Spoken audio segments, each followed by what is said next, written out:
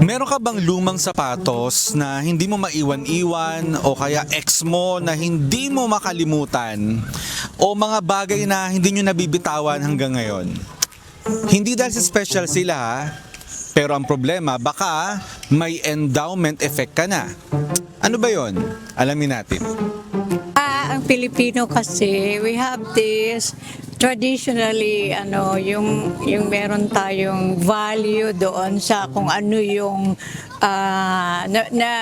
nakasanayan natin. Let's say, kung meron kang yung binigay pinagmana sa mama mo, yung earrings.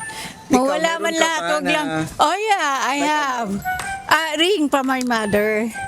Ngayon suot mo ba? Ay, hindi. Tinatago ko kasi baka mamaya nag-swimming ako na wala pa.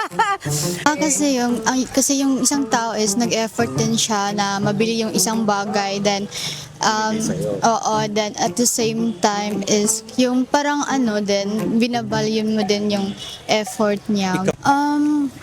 Wallet, bigay din ni Papa. Yun lang. Sa behavioral economics, endowment effect ang tawag kapag ang utak mo binibigyan ng sobrang halaga ang isang bagay dahil sa'yo yun. Kaya kahit luma na, ayaw mong ibenta. Feeling mo may sentimental value. Pero sa buyer, junk lang yan. Sa relasyon, ganun din. Kaya kahit toxic na, minsan ayaw pa ring bitawan. Kasi sa isip mo, akin to, may pinagsamahan kami. Hindi lahat ng pagmamay-ari kailangan mong itago. Minsan, ang tunay na value nandun sa mga bagay na kaya mo nang pakawalan. Sana may natutuhan kayo at laging tatandaan, mapalad ang tao na nakakasumpo ng karunungan at ang tao na nagtatamo ng kaunawaan.